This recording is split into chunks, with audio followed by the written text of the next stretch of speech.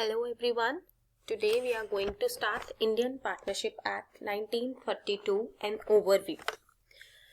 सबसे पहले Indian partnership act 1932 इसकी इंट्रोडक्शन हम पढ़ेंगे that what the act is about. Fine.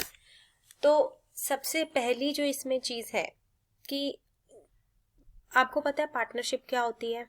एक होता है सोल प्रोप्राइटरशिप और एक होती है पार्टनरशिप. सोल प्रोप्राइटरशिप होती है जब एक पर्सन अपना इंडिविजुअल कोई बिजनेस करता है. एक बहुत सिंपल एग्जांपल, आपके फादर की कोई शॉप है, ठीक है, that is a sole tradership. And what is partnership? जब एक से ज्यादा पर्सन्स मिल करके कोई बिजनेस करते हैं, ठीक है, with an intention of earning profits and sharing them, तो वो क्या होता है? पार्टनरशिप. अभी ये सारे फीचर्स हम एक्सप्लेन डिटेल में पढ़ेंगे. तो उससे पहले सबसे पहली चीज कि हमारे इंडिया में, ठीक है, तो जो भी पार्टनरशिप की प्रोविजंस हैं उसको कौन गवर्न करता है? That is Indian partnership act 1932. ठीक है. तो एज पर section 1 of this act came into the act came into the force on 1st October 1932. Fine. And is enforceable in all parts of the country. Clear? जब तक Indian partnership act नहीं बना था, ठीक है, तब तक पार्टनरशिप की जो भी डिस्प्यूट्स या डिफिकल्टीज होती थी उसको कौन सा लॉ रेगुलेट करता था, किस लॉ की हेल्प से उसको सॉल्व किया जाता था? That was Indian Contract act. Clear? Indian Contract Act 1872. Clear बच्चों? उसके बाद अब हुआ क्या, जब इंडियन कॉन्ट्रैक्ट एक्ट 1872 था तो उसमें सारी पॉसिबल सिचुएशंस कवर नहीं होती थी कि पार्टनरशिप में जितने भी सिचुएशंस हैं वो सारी उन सिचुएशंस को कवर नहीं कर पा रहा था. और उस प्रॉब्लम को रिजॉल्व करने के लिए पार्टनरशिप एक्ट 1932 यानी कि पार्टनरशिप, एक सेपरेट पार्टनरशिप एक्ट की नीड रियलाइज हुई और ये एक्ट जो है फ्रेम किया गया. क्लियर?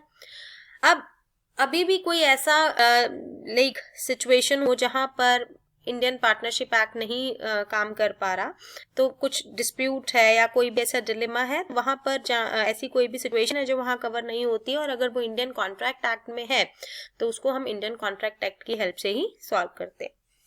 अब आती है fundamental definitions of this act. तो इस एक्ट की फंडामेंटल डेफिनेशंस क्या है? सबसे पहली,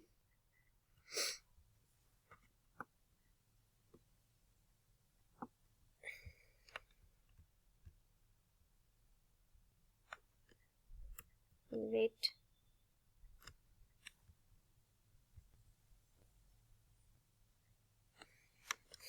connectivity issue, just wait.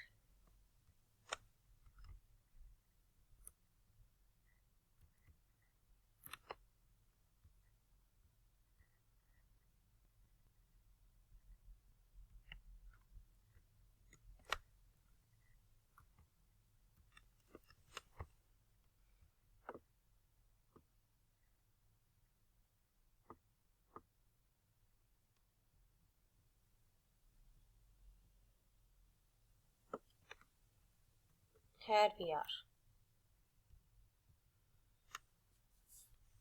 Fundamental definitions of partnership act.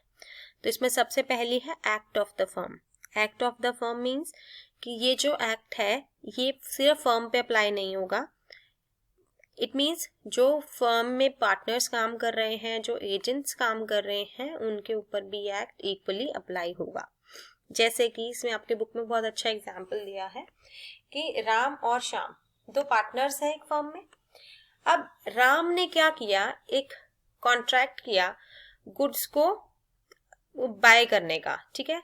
Ram makes a contract on behalf of the firm to buy the goods. उसने किसी के साथ कोई कॉन्ट्रैक्ट किया that Ram will be buying, Ram नहीं, basically the firm would be buying these goods from the particular vendor. ठीक है, किसी पर्टिकुलर वेंडर से वो लोग गुड्स खरीदेंगे. और ये कॉन्ट्रैक्ट राम ने जरूर किया, लेकिन किसके नाम क्यों किया? फर्म के लिए किया, फर्म के बिहाफ पे किया, ठीक है। अब सेलर ने क्या किया? The seller committed the breach of the contract, यानी कि उसने कॉन्ट्रैक्ट तोड़ दिया। तोड़ने का मतलब क्या है कि उसने कुछ भी ऐसा काम किया जो कि उनकी डील में मेंशन नहीं था। उसने गुड सप्लाई नहीं की, क्वालिटी में कोई प्रॉब्लम था, तो everything is covered in breach. उसके लिए एक अलग से टॉपिक है ब्रीच ऑफ कॉन्ट्रैक्ट का, जब आपने पिछले सेमेस्टर में पढ़ा होगा, ठीक है। तो अब क्या हुआ कि अब सेलर ने ब्रीच किया। अब now the firm has right to sue the seller. अब राम स्यू नहीं करेगा, राम कोर्ट केस नहीं करेगा, कौन करेगा? फर्म करेगी, बिकॉज जो राम ने कॉन्ट्रैक्ट किया था वो फर्म के बिहाफ पे किया था, अपने लिए नहीं किया था। That is why it is known as the act of the firm. Clear? Second term है बिजनेस। बिजनेस में क्या आता है? सारी की सारी कमर्शियल, मैन्युफैक्चरिंग और प्रोफेशनल एक्टिविटीज कवर होती हैं। प्रिस्क्राइब्ड, थर्ड डेफिनेशन है बच्चों, prescribed. Prescribed means, the term prescribed means कि जो भी prescribed refers to the provisions of the act that govern the functioning of partnership, ठीक है। यानी कि इसमें वो सारी प्रोविजंस आएंगी प्रिस्क्राइब्ड में जो कि पार्टनरशिप की फंक्शनिंग को गवर्न करती हैं। थर्ड पार्टी, थर्ड पार्टी का मतलब क्या है? ऐसा कोई भी पर्सन जो कि पार्टनरशिप में पार्टनर नहीं है, यानी कि पार्टनरशिप फर्म है, उस फर्म में 2, 3, 4, 5 जितने भी पार्टनर्स होंगे, उन पार्टनर्स के अलावा जो भी पर्सन होगा, that is an outsider, is known as third party. Expressions not defined. Expressions not defined का क्या मतलब है बच्चों? ये वो चीज है that have not been defined in Indian, that have not been defined, ठीक है। इसका मतलब ये कुछ हम ऐसी टर्म्स यूज करते हैं जिनकी डेफिनेशन जो है पार्टनरशिप एक्ट में नहीं दे रखी, तो उसको हम क्या बोलते हैं? Expressions not defined. तो अगर नहीं दे रखी है और आपको फिर भी क्लैरिफिकेशन चाहिए, तो what you can do is you can refer to Indian Contract Act 1872 for the same. Clear? Next देखो, what is partnership? What is partnership? यहाँ पर अपने पास बहुत क्लियर सी डेफिनेशन आती है।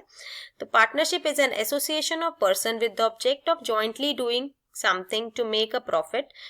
यानी कि आप एसोसिएशन ऑफ पर्सन है पार्टनरशिप की, 2 या 2 से अधिक व्यक्ति मिल करके एसोसिएट होते हैं, और उसका ऑब्जेक्टिव क्या है? उसका ऑब्जेक्टिव है doing something to make a profit, कि वो पहली बात वो doing something, they will be carrying on some business, वो अपना कोई बिजनेस करेंगे, और क्यों करेंगे? To make a profit. अगर वो कोई बिजनेस नहीं कर रहे हैं, अगर वो कोई प्रॉफिट अर्न करने के लिए कुछ नहीं कर रहे हैं, तो वो पार्टनरशिप नहीं होगी, ठीक है। तो अब देखो इसमें ये डेफिनेशन भी दे रखी है, इसको एक बार गो थ्रू कर लेना। Partnership is an agreement between persons having contractual capacity to carry on a business in common with the view to private gain, कि आपकी कॉन्ट्रैक्चुअल कैपेसिटी होनी चाहिए, मींस मेजर होना चाहिए, अबव 18 ईयर्स होना चाहिए, पर्सन ऑफ साउंड माइंड होना चाहिए, ठीक है। ये आपने कॉन्ट्रैक्ट, इंडियन कॉन्ट्रैक्ट एक्ट में पढ़ा हुआ है, सारी की सारी कॉन्ट्रैक्चुअल कैपेसिटी वहां से आपको मिल जाएगा। To carry on a business बता दिया, विद द प्राइवेट गेन। सभी डेफिनेशंस में यही है, एक बार गो थ्रू कर लेना। ये डेफिनेशन जरूर करना बच्चों, according to section 4 of Indian partnership act, partnership is a relation between persons who have agreed to share the profits of a business carried on by all or any of them acting for all। इसका क्या मतलब है कि partnership क्या है? 2 या 2 से ज्यादा पर्सन्स के बीच का एक रिलेशन है, उस रिलेशनशिप में उन्होंने एग्रीमेंट किया है। एग्रीमेंट किस चीज का किया है? ताकि वो उस बिजनेस के प्रॉफिट्स को शेयर कर सकें, ठीक है। कौन से बिजनेस के प्रॉफिट्स को शेयर कर सके? जो वो सुचारू रूप से चला रहे हैं, that have been carried on by them. अब कैरिड ऑन में क्या है? कौन चला रहा है? बाय ऑल और by any of them acting for all. Means ये भी हो सकता है कि उसमें सारे के सारे पार्टनर्स एक्टिवली काम कर रहे हैं, और ये भी हो सकता है कि एक्टिवली एक पार्टनर काम कर रहा है, बाकी सब साइलेंट मोड में कर रहे हैं। तो ऐसे केस में कोई एक पार्टनर जो एक्टिवली कर रहा है, उसके एक्शन से बाकी सारे पार्टनर्स भी बाउंड होंगे। मतलब अगर एक पार्टनर ने कोई बिजनेस के लिए डील की है, तो इसका मतलब ये नहीं है कि वही पार्टनर उस डील को पूरा करेगा। That deal is for the business, उसको सब पार्टनर्स को मिल करके बिजनेस के लिए पूरा करना है। Clear? The next is characteristics of partnership.